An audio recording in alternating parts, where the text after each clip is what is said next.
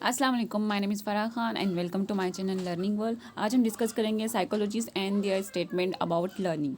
आमोजिश and अलग अलग माहिर नफ्सियात ने आमोजिश के ऊपर तारीफ़ें बयान किए, तो उसे हम डिस्कस करेंगे आज, और उसे उन्हें कैसे याद किया जाए ये भी देखेंगे।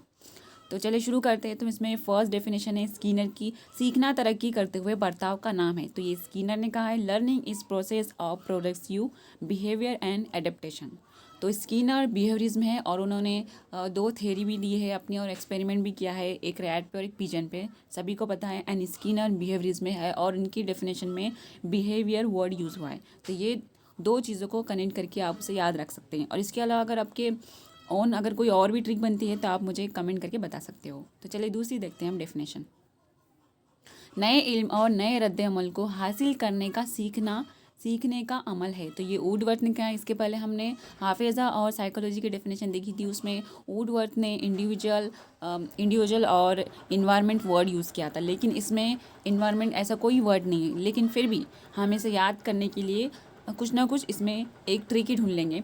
The process of acquiring new knowledge and new response is the process of learning. तो ये वुडवर्थ ने कहा है।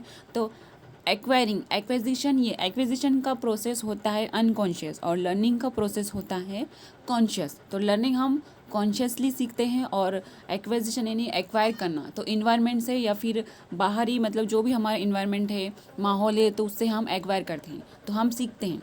तो हम इसके ज़रिए याद रख सकते हैं कि इन्वायरमेंट से एक्वायर करना, एक्वेजिशन होना, तो वो होगा हमारा लर्निंग। तो वुडवर्थ को हम इस तरह से याद रख सकते हैं, उन्हीं के वर्ड से, इन्वायरमेंट से। तो चलिए दूसरी डेफिनेशन देखते हैं। सीखना यानी आमोजिश आदतों, इल्म और रवैये का हासिल करना है। तो ये क्रो ने बताया है। Learning is acquisition of habits, knowledge and attitude. तो ये क्रो की डेफिनेशन है। तो इसमें क्रो की डेफिनेशन में एक वर्ड है हैबिट्स। तो ये हैबिट्स वर्ड किसी भी डेफिनेशन में नहीं है। तो एक बर्ड भी है क्रो जिसे कहते हैं, तो उसकी एक आदत होती है। क्रो की क्या आदत होती है?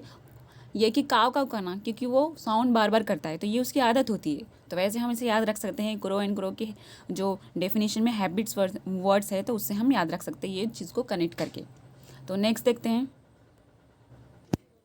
सीखना तजुर्बे और तरबियत के ज़रिए बर्ताव में तब्दीली है। तो ये गेट्स और दीगर ने कहा है learning is the modification of behaviour through experience and training.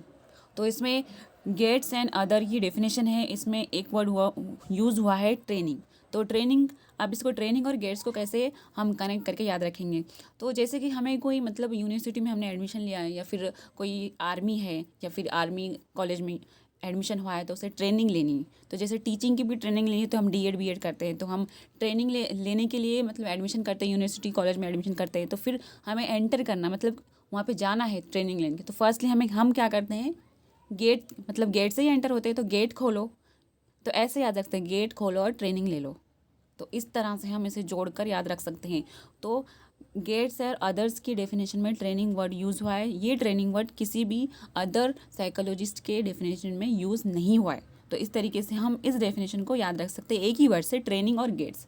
तो गेट्स खोलो और ट्रेनिंग ले लो। तो नेक्स्ट देखते हैं हम। सीखना बर्ताव में तब्दीली के ज़रिए नज़र आता है, जो तजुर्बे का नतीजा होता है। तो ये क्रॉनबेक ने कहा है। तो इंग्लिश में देखते हैं अब। Learning is shown by a change in behaviour as a result of experience.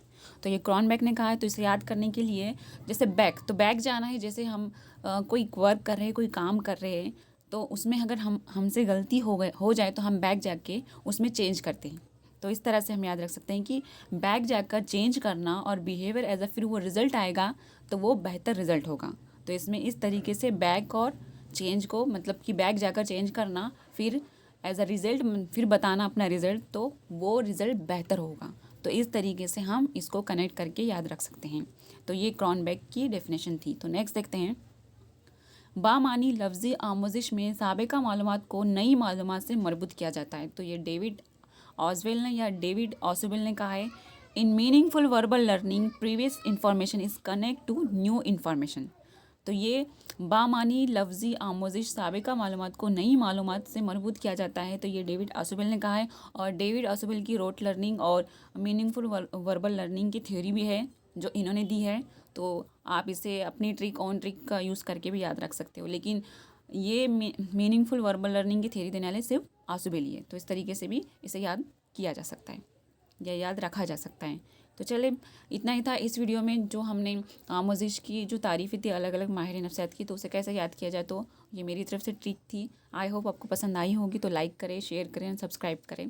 Thank you.